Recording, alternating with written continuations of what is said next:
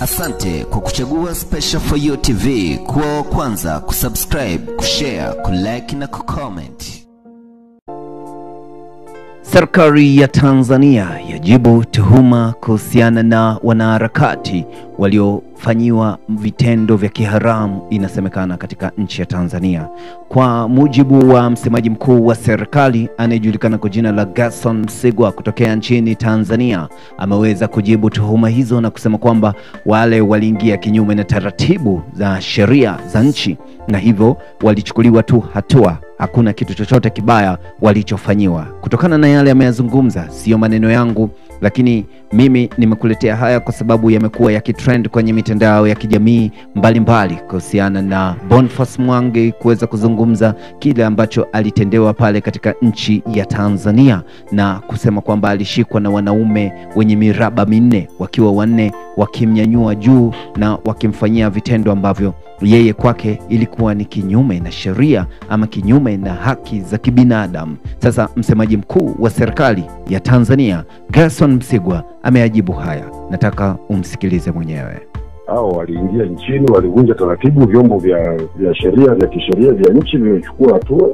Lakini sasa kwa namna wanavyoelezea yale matukio ni kama ni ukatili wa hali ya juu sana. Ukatili, wana ushahidi.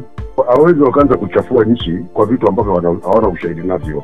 Wao wameingia nchini, wamevunja taratibu, nchi hii ina sheria zake na taratibu zake, hatua zimechukuliwa, wameondoshwa, wamekwenda. Sasa kama wao wanaendelea kupakaza mambo huko wanayojua wao, waacha waendelee, lakini hii nchi ni nchi huru, ina taratibu zake na mtu yeyote anayeingia hapa lazima afuate taratibu za nchi. Hauoni kama hili pengine kwa namna wanavyozungumza linaweza likachafua taswira ya Tanzania? Aliwezi kuchafua nchi bwana. Litachafua nchi namna gani? Kwa mtu ambaye amekuja kuvunja taratibu afa akitoka hapo aenda anaanza kulalamika.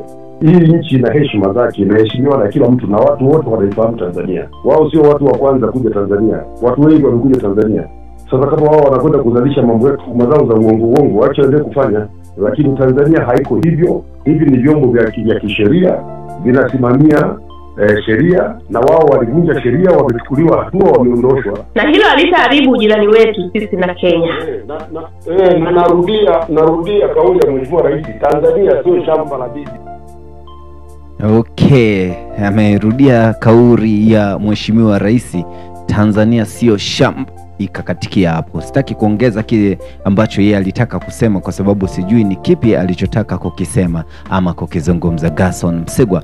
Kwa yale ambayo umeyasikiza na yale ambayo aliyazungumza Agatha kutokea katika taifa la Uganda, lakini also Boniface Mwangi kuweza kuyazungumza, although mwanzo hakuweza kuzungumza ila baada ya kuita press conference ameweza kuyazungumza, na baada ya kuhojiwa kwamba kwa nini hukuyazungumza mwanzo, yeye aliweza kusema kwamba alikuwa anaogopa, naona aibu, lakini mwisho siku imebidi aseme kwa sababu hiyo ni hatari kubwa sana ambayo yeye anaiona katika mwili wake na katika maisha yake. Mimi kila ambacho nimekusogezea ni hicho tu uweze kukijua na kukisikiza. Je, yale ambayo yametokea kwako wewe yana impact gani hasa katika mataifa haya mawili, Tanzania na Kenya? Kwako ina impact gani? Weka comment yako hapo chini. Je, Gerson Msigwa alichokisema na Boniface Mwangi alichokizungumza ni vitu tofauti kabisa ama kuna ukweli ambao umefichika baina yao? Mimi sina mengi, naishia hapo. Jina langu Jack Special. Asante hadi wakati mwingine.